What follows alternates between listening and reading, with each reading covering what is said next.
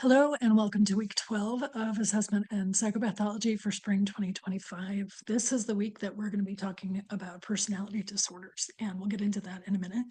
I just wanted to comment that for whatever reason, despite me actively going and changing the status of the discussion post for eating disorders last week, it looks like it was still hidden for a good well, maybe for all of you, even though I specifically unhid it. I'm not quite clear on what happened, but there are some problems with the course in general right now that I have an appointment with the ELC help folks to fix.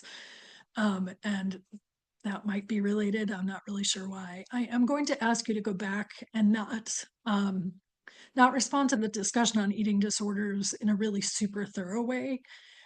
But you can read the prompt for the discussion, which I've just unhidden again, and just a couple of sentences. Really, don't go into great depth about it. But I need to have a record that everybody basically participated in the discussion in some way that shows me how you were processing the materials or something that stood out to you. So you can try to answer the question prompt in a really abbreviated way, or you can tell me something else that stood out to you that will kind of indicate to me that you were interacting with and processing the materials. I know that was a lot because you have been also taking your quiz or your exam this week, but it helps with the grading process to have something on record from everybody each week. So again, I really mean it when I say not more than 3 sentences max, maybe. Or if you're a very short sentence person, you can write a paragraph, but do not spend a lot of time on this. I don't want lengthy posts because I don't want to add to the work that you all are already doing. So there's, in regards to last week, again, I have an appointment with the ELC folks to help me figure out what's going on with the quiz. Um, it it looks like everybody got really poor grades, and I think that's probably what you're seeing. But what you don't see is that you're all within a few points of each other. So it tells me that the points got duplicated in the way that the grading is showing up. And I'm not able to access your short answers with a name attached to them, which is why you haven't gotten those results yet. And there's nobody there over the weekend. So when I started looking at it, Friday night and Saturday morning, I wasn't able to get to it, but that should be fixed tomorrow. And so you should be able to get your grades. I mean, again, everybody was within a few points of each other, which tells me that in general, everybody did really well. And so please don't stress about those grades. I will get them to you as soon as I can, as well as the grades in general. If you're looking at your grades, you're going to see that the points are all screwed up. Like you have like a 400 point scale for this class, and it should be 100 because there's triplicate of a bunch of the assignments. And it's beyond, like, normally I do all the grading scale stuff myself without involving the ELC folks, but this class, the way it's set up and the way some extra duplicates got imported, it's just really messed up at this point. So please don't stress about your grade, and please don't think that what you're seeing probably is not accurate.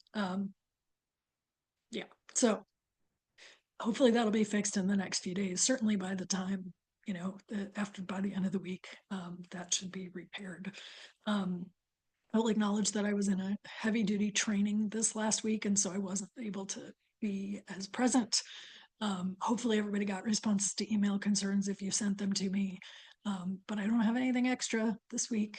Well, I do have an exam that I get to take on Wednesday, but that should be it. And so speaking of that, the exam is related to DBT certification. And so I'm always thinking a lot about DBT, which is dialectical behavior therapy, which is the gold standard treatment for borderline personality disorder, which I'm going to talk a little bit about in a minute.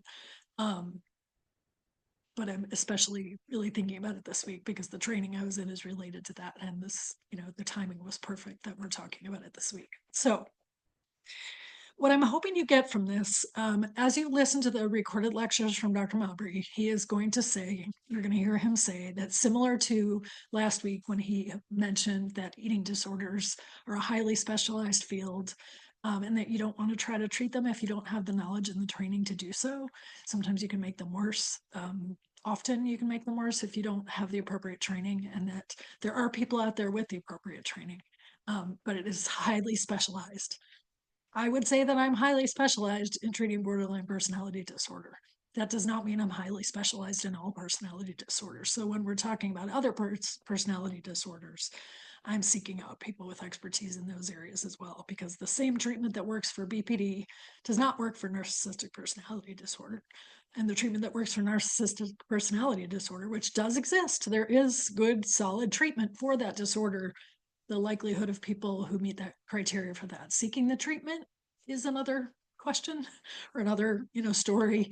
So not a lot of people get really good treatment for narcissistic personality disorder or antisocial personality disorder or some of the others, but the treatments do exist, certainly for NPD.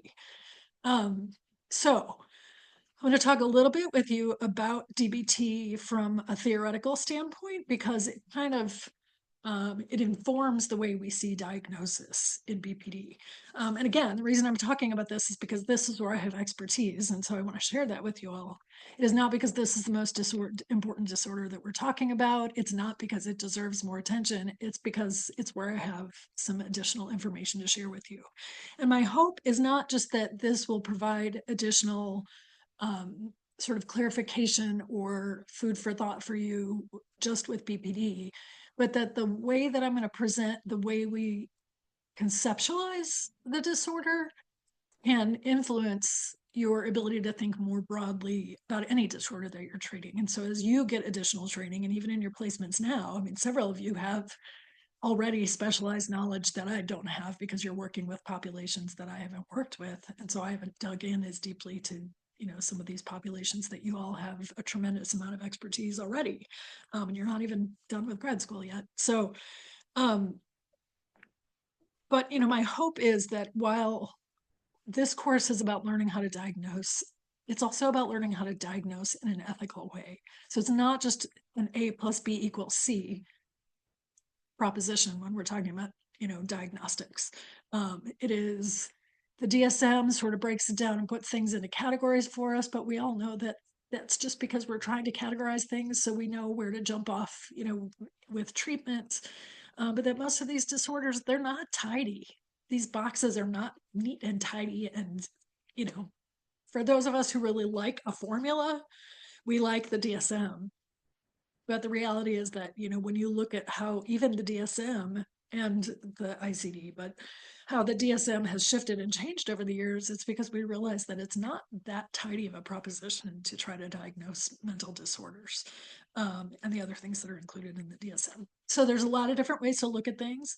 They don't have to contradict each other. They can inform each other. So the information I'm going to share with you about BPD is not meant to contradict the DSM. It is meant to inform your diagnostic process or your understanding of the disorder further.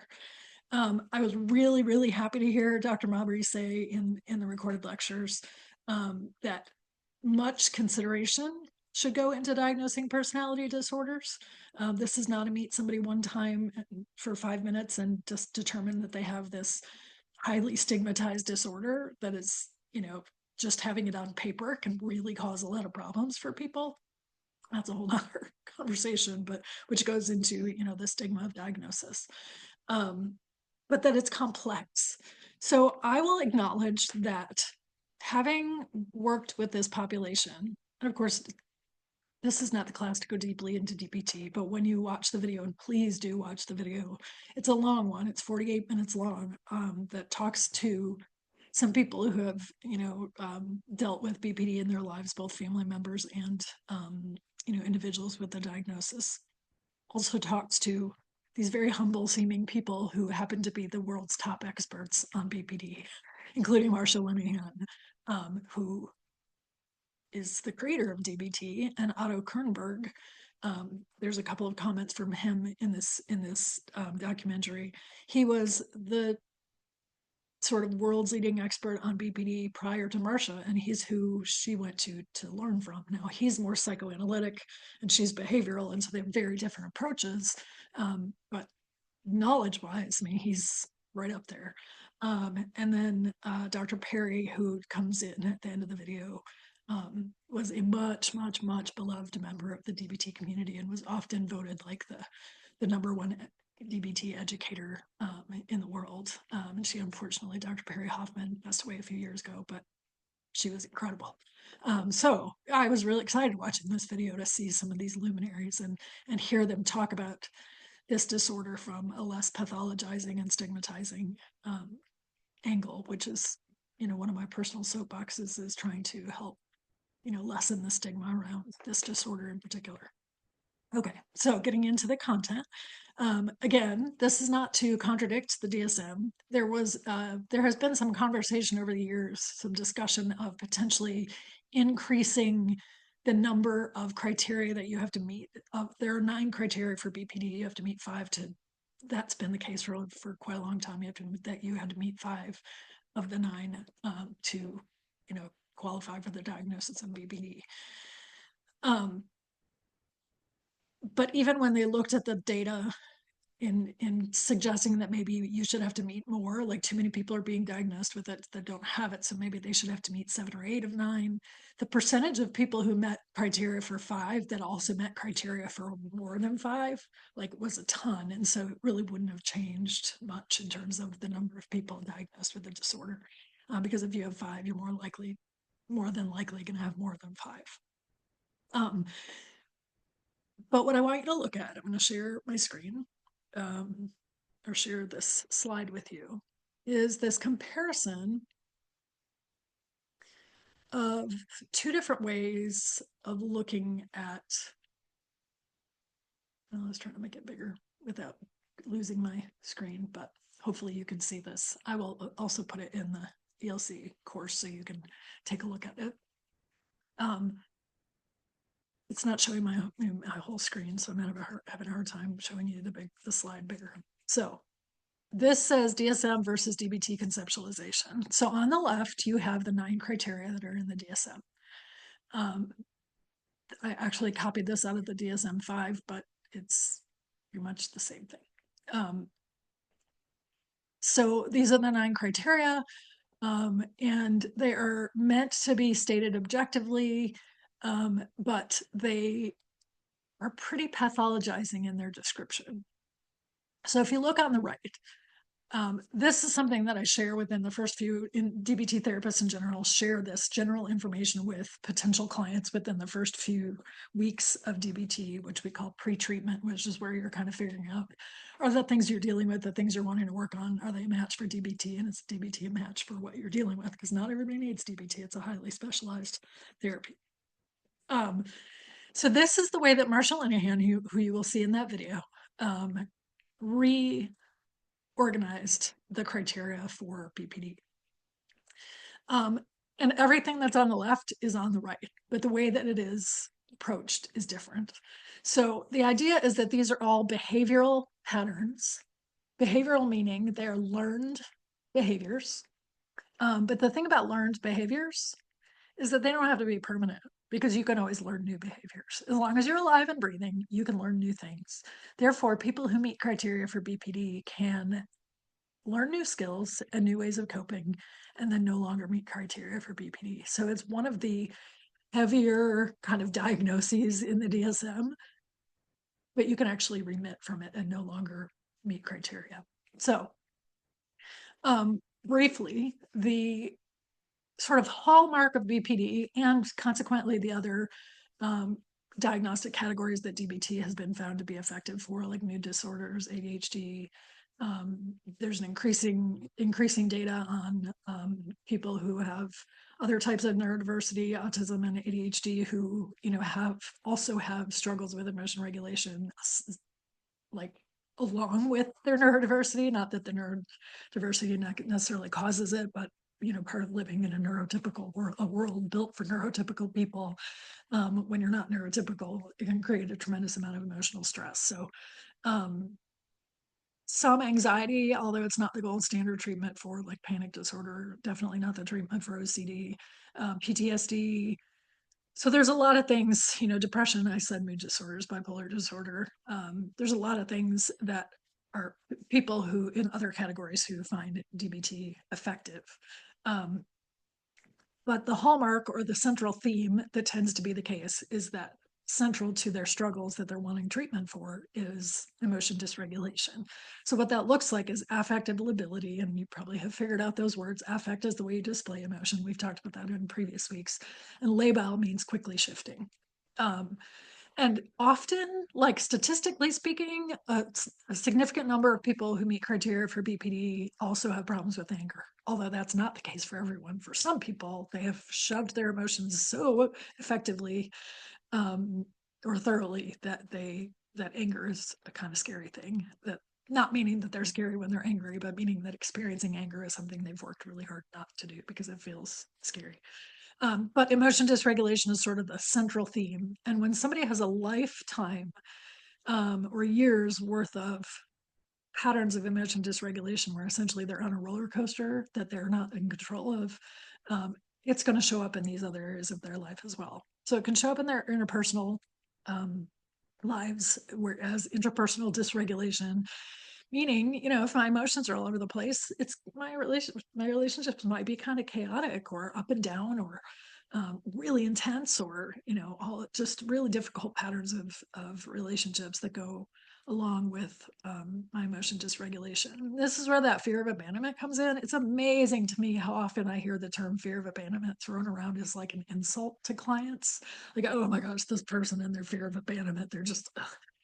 Well, let me just say that if you had a lifetime's worth of people getting overloaded by your emotions and bailing on you, either figuratively or literally, you would probably be afraid of abandonment too, because everybody is left. So, makes sense. The next one is self-dysregulation. They talk a lot about this in the video, but kind of identity disturbance, difficulties with sense of self. Again, if all your energy is spent on managing your emotions and being afraid of being abandoned, you haven't necessarily had a lot of time or energy for figuring out like what kind of music you like, what kind of food you like, what what your political opinions are. Like I'm not saying that all people with BPD don't know any of those things about themselves, but having a strong sense of self is really different when you live in chaos and tumult, much of your life. Often for adults, this looks like kind of an emptiness, like a disconnection. And for adolescents, they would more often describe it sometimes as I'm just bored. Like nothing interests me. I'm just bored. The next one is behavioral dysregulation. Again, this is talked about in the video, but if somebody is so emotionally overloaded that all they want is to feel something different, then this is where I call them kind of the sex, drugs, rock and roll, or fireworks behaviors show up. It can be intentional self-harm or suicidal behavior or impulsive behavior. But it can also be things like drugs, risky sex, shoplifting, reckless driving. And then other times for people, it might be the quieter, more, understated versions of these things, but they're all often a type of emotional avoidance or a way of trying to stop my emotions. And then the last one is cognitive dysregulation. And often this looks like sort of dissociative responses, and dissociation is something talked about elsewhere in this course, but it can be anything from like I'm just kind of tuning out. Like my husband and my son have this ability to watch TV or read a book, and you can be jumping up and down in front of them. And they don't even know you're there because they're so focused on whatever it is. Like that's almost like a form of it. Like they're disconnected from what's happening around them. I wish I could do that better when I'm studying or trying to focus. All the way to what we know as now we know as dissociative identity disorder. And there's a huge range, but essentially it's that disconnecting from the reality of what's happening now. People do not generally, I've never heard of somebody learning to dissociate on purpose. It usually comes from trauma or being totally overwhelmed. But people can learn not to dissociate on purpose, and that's often a behavioral target that we're working on in DBT. And then the last one is paranoid ideation. There is some link between BPD and kind of a type of psychosis, or sort of a overlay of other disorders that can cause it. So it's not unheard of for somebody with BPD to deal with actual paranoia that is part of psychosis, like hallucinations, delusions, paranoia. But more often than not, this is actually, I loved the way that she described. I don't love that she dealt with it, but I loved the way that the woman, Kira, in the video described her experience of developing paranoia, which was she had really intense fear very early in her life. Um, and she started this pattern of like kind of always looking over her shoulder and not feeling safe. And so it stems stems back to that feeling of lack of safety or that fear of abandonment, right? Like if everybody's bailed on me or people have mistreated me or responded really poorly to me, it makes sense that I'm going to be a little paranoid about not trusting people. So, um, again, I could talk for 3 hours about this, but what I want you to see is that these are all patterns of behaviors that are in some ways adaptive, meaning that they show up in response to life circumstances that somebody needs to cope with. So they're learned behaviors. They're not a flaw in somebody's wiring. Um, but learned behaviors can change, or the behaviors may not change, but they can take a backseat to new, more effective behaviors. And so I hope that you can see how approaching something as a pattern of behaviors is so much less pathologizing and stigmatizing than, well, you have a disordered personality, like your basic wiring is screwed up. No, it's not. It really isn't. We'll talk in a second about how some of this develops, but I'm hoping that you can see how this behavioral approach, which doesn't mean everybody needs to approach everything behaviorally, but when you take a step back from seeing something as the way somebody is wired and you think about how they got that way and you recognize that it was learned, it takes all the judgment out of it, right? Takes all the pathology, not the pathology, but the pathologizing or the pejorative or blaming judgmental approach out of it. And it helps you to just say, oh, okay, well, you have this pattern of behavior that you learned. Maybe we'll spend a little time talking about how you got there because that helps us figure out like the function that it's serving. And once we figured out the function that it's serving, then we can figure out how to serve that function with something that's more effective, which is totally different that your wiring is screwed up and you're just always going to be that way. So hopefully that's helpful.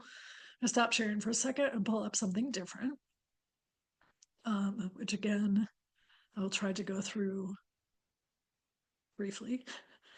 Um,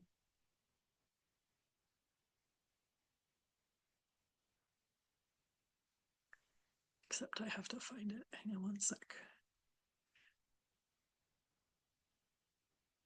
Here it is. So this is called the Biosocial Theory. And this is the driving theory behind DBT. And I've said in the past, like if you're going to try to treat a disorder, make sure that your theory matches the disorder, because otherwise you're going to end up trying to do a treatment that doesn't match what somebody's dealing with. And so that doesn't work very well. But this is Linehan's theory of how BPD develops, or how not just BPD, but how these patterns of behavior that we're treating in DBT develops. If you want to know more about DBT in general and the DBT skills, this source here, DBTRU, which is the DBT clinic at Rutgers University, has a whole series of all of the DBT skills with the animation that you're seeing still shots of here on YouTube and other places, and they're fantastic, great explanations, and they're more interesting than just listening to somebody talk about it because they have these cute animated videos. Okay, so the biosocial theory basically says that there are two major components that combine to create an environment that develops the behavioral patterns that we associate with BPD or other forms of emotion dysregulation. And those two functions, or those two components, are biology and social environment. First, we'll talk about the biology. And again, I'm going to go through this really quickly, but I will link this for you so you can look at it all you like. And if you have questions, let me know, and I'm happy to give you way more information than you asked for. But the biology is essentially the idea that some people are born more emotionally vulnerable than others.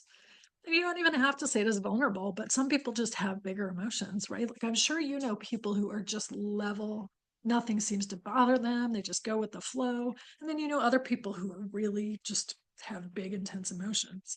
Those big, intense emotions are not necessarily a problem in and of themselves. We'll get to that in a second.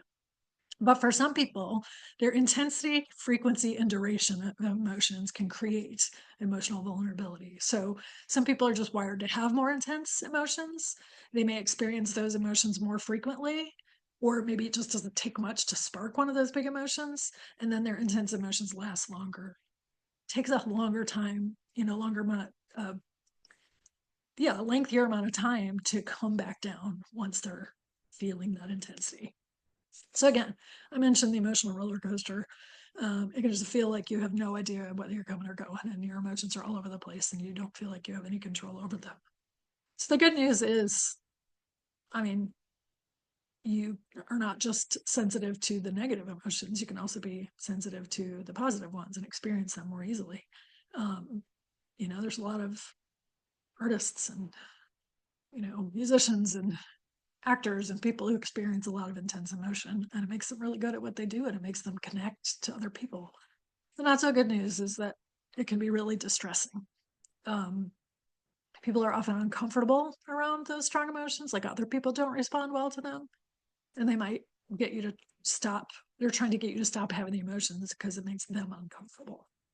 Um, so that's the biology. The other component is the social environment. What we in DBT and other modalities as well, but in DBT, we call it the invalidating environment. So if you have big emotions and you're in a family full of big emotions and everybody just figures out how to deal with it, you're just really dramatic people. Like I've, sometimes use some cultural references that are a little outdated, but like my big fat Greek wedding is a movie that came out quite a long time ago. But like if you watch it, it's about this really chill dude who's about to marry this Greek American woman, and he gets to meet her family, and hijinks ensue. And they're all just really intense, and it's amusing and funny, but like that intensity can also be uncomfortable. But if you grow up in a family full of people with big intense emotions and they teach you how to deal with it, then it's okay. But if you're in an environment that is painful because you're emotionally vulnerable, and those people are telling you that you're a problem for having those long lasting intense emotions, um, it's really invalidating, which is not just a light word. Invalidation can be incredibly traumatic. So people may, and it might be unknowing, right? They're not trying to be mean necessarily, but people may unknowingly invalidate you by asking you to stop having emotional reactions. They may say that your emotional reactions are weird or wrong or crazy, or you hear things like, what's wrong with you? Why can't you just get over this? Everybody else is fine. Why are you being so dramatic? Just calm down. Like other people aren't reacting that way. What is your problem? Are you trying to control us with your emotions? Like all this stuff that you hear when you're already struggling with your own emotions. Um, so it's this sort of transactional thing that happens. So say you have an intense emotion, right? You try to express it to the person nearest you, somebody in your family or a roommate or somebody, but very often it starts with a family. So you try to express to your parent or your sibling or whoever how you're feeling, but because you're so emotional, maybe your expression is may or may not be accurate, right? But they don't understand, even if they're trying. And they say, I don't understand, or they communicate to you in some kind of way, even if they try to communicate that they understand. But to you, it seems like they don't understand and they're invalidating you. So then you feel invalidated. So your emotional intensity goes up even more. And as your emotional intensity goes up, your accuracy of expression goes down even more. And then you try again to express yourself and they understand you even less, and then you get invalidated again. And you see how this pattern of emotional intensity keeps going up and up and up. Accuracy of expression goes down and down and down, and that this disconnection happens, right? And it just does is not so good. Um, so sometimes what that looks like is you're being told that you're overreacting, and so then you subvert your expression, and then you get reinforced for subverting it. And other times you ramp it up so much that the person unintentionally reinforces that you only get the intention once you ramp it up, right? So there's a lot of behavioral reinforcement going on here, which is again a discussion for another class. But that's how we create these patterns where we're either, or maybe sometimes alternately ramping up our emotions to get attention, not purposely, but because our brain understands that that's the only way we're going to get what we need, or shoving it down. But that doesn't work because it's like whack-a-mole. You shove it down, it's going to keep popping back up. Except in this case, the whack-a-mole is an emotion and it gets bigger every time you shove it down. So the consequences of this, I'm not going to go into great detail about this, but you can take a look at it yourself. it creates these long-term consequences of shame and fear when you experience intense emotions. You might think either that you should avoid emotions entirely, or that you have to, you're being inauthentic if you don't express them completely intensely. You might feel a different emotion like anger to block the first distressing emotion that you had. You might distrust your own reactions because of how other people respond to them. You might rely on other people to help you deal with your feelings rather than trusting yourself. And then you might become desperate or feel really strongly that you've got to do anything you can do to get rid of that emotion, which is where we come back to those problematic behavioral kind of patterns. So, the brief version of this, which I guess I could have started with, but the brief version of this is your biology and your social environment combine to create the necessity, and I really mean necessity, of developing behavioral patterns to survive your environment. Now, sometimes the environment is well meaning families who just don't understand because they're wired so differently and they've never had to deal with it. Other times we can be talking about malicious environments where you've got addiction or you've got abuse in the family system. But what this is not, this biosocial theory is not a parent blaming theory. That is not the point of it. Now, the reality is some families, try not to use judgmental language in DBT, but some families are awful, right? Like, and they're harmful and it's really bad. But it's not always that. Sometimes it's a poorness of fit. Sometimes, you've got a deployed parent and they're just not there. Or you've got a single parent working nights. And so the kid comes home from school feeling misunderstood and they just need somebody to give them a hug. And their parent would love to do that, but they're at work making sure that they can put food on the table. Or, there's a million things. But we also have to take into consideration cultural things, because all of the isms can also create this kind of invalidating environment, even if the family is really supportive. So you got racism, homophobia, bullying, um, classism. I mean, environmental, economic, systemic stuff can create the same kind of stress. And so the last thing I'll say about this is that you will often hear people say that BPD is a trauma thing, like that. And I've even said, if we really had an accurate way to diagnose complex trauma, maybe personality disorders would go away, or BPD as a diagnosis would go away. Maybe it might. We're a long way from a really accurate understanding of trauma in our systems, but not everybody. I mean, and when I say not everybody, I mean statistically significant number of people. Like 20% of people who meet criteria for BPD don't have easily identified trauma in their backgrounds. And so when they first started looking at the link between, I mean, it was only the 80s, which was not that long ago. I know to some of you it seemed like a long time ago, but we're talking 40 years ago. The link had not been established between trauma and BPD. It is well established now, but 1 in 5 people with BPD don't meet criteria for PTSD or don't have significant, easily identified trauma in their background, which is where we bring traumatic invalidation into the mix. But that's is not in the DSM, so I won't go into a lot of detail about it. But Dr. Linehan, Marshall Linehan, was involved in those initial discussions, looking at the data, creating that link between trauma and BPD. And her response was, you cannot understand the experience of having BPD unless you understand the experience of terror. And by terror, she means walking through the world and experiencing the world as a really scary place. So, all of this is to say that when you look at the 9 criteria on a page and you hear popular descriptions of people with BPD, even if you followed like the Johnny Depp Amber Heard trial a couple of years ago, people are demonized and pathologized who have this disorder. And do people with BPD sometimes develop really problematic patterns that harm other people? Sure. Yep. And are they doing it maliciously? Probably not. Probably not. So as you think about a list of criteria for any disorder, BPD or any disorder, do your best to see the humanity beyond the diagnostic numbers and criteria. Again, this is probably more information than you wanted, but this is something that I'm just really passionate about. And I have some knowledge that I wanted to share with you. The last thing I'll say about this right now is two things actually. One is that if you have not yet chosen a book for your memoir paper, which I'm going to send out an email either later tonight or tomorrow, trying to set up a time for us to talk on Zoom for people who have questions. If you've not yet chosen a book, you have the option of choosing Marshall Linehan's biography, Building a Life Worth Living.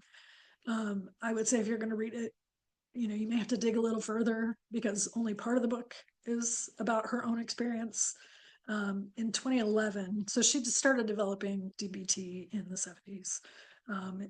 The original data that basically showed that it was working and effective came out in the late 80s, early 90s, and her manual was published in 1992. But in 2011, she went public with her own story, which was that she spent 2 years from ages 16 to 18, I believe, or 18 to 20. Anyway, it was 2 years at the end of high school, 18 to 20, in an institution. And she was basically at the point of being put in the state institution, like permanently, because this was 1962, I think. And in those days, people were locked up and the key was thrown away if they were too difficult to treat. She was, of course, again, it was 1962, so anybody who was too difficult and they couldn't figure out what was wrong with them got diagnosed with schizophrenia. So she was diagnosed with all kinds of things. Her records clearly show, the doctor saying things like, "This is the most difficult patient I've ever treated. Everything we've tried hasn't worked. She's not getting better. We don't know what to do with her."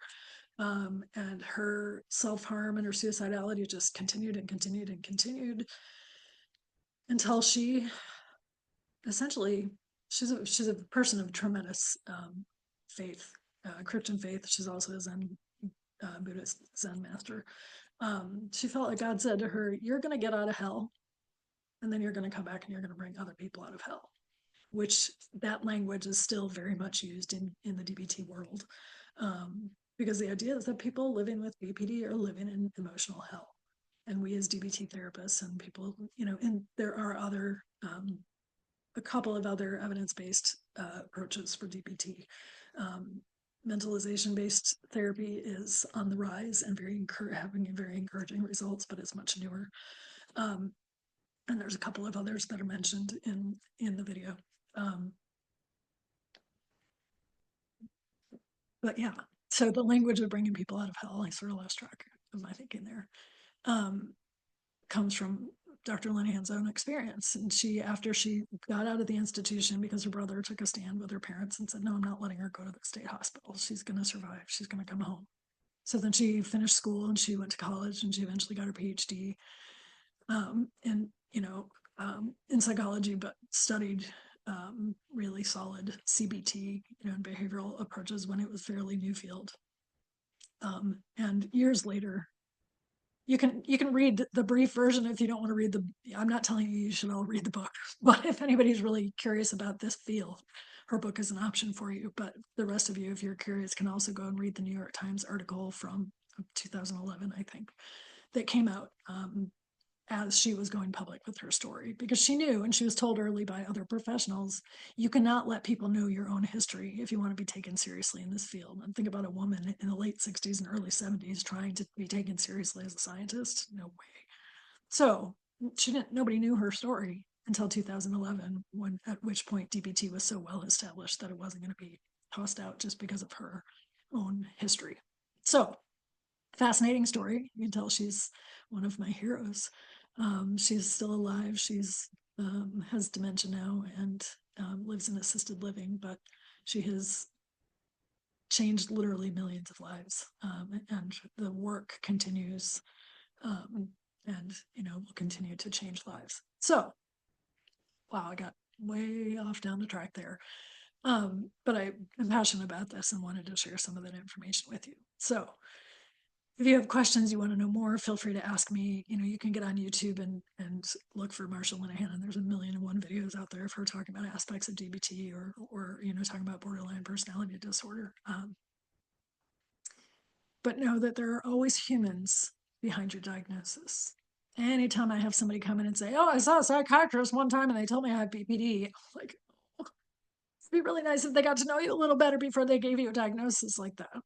Do I think after over a decade of working in this field, can pick up on it quickly? Yes, I do think I can pick up on it quickly. Do I give a quick diagnosis? No, I do not give a quick diagnosis. Um, I just don't, because I don't. Um, so we'll stop rambling about BPD and DBT, but hopefully this information is helpful to you. You have a choice between two different discussion prompts. Do not do both. Don't do that to yourself. So choose one or the other. There's, it's going to take you some time to watch this video. It's going to take you some time to watch the other videos. But hopefully they are helpful to you. And go ahead and, respond to just one of those discussion posts. Based on the request of one of your classmates, I'm going to try to get next week's module up midweek this week. I don't know exactly when, because I have to make sure that I have all the updated information in there, and that the quizzes are fixed and all of those things. But I'm going to try to get it up early for those of you who have kids that are going to be home for spring break, not this school week, but next week my kids will be too. So that's all I can think of for now. And I will talk to you soon. Bye-bye.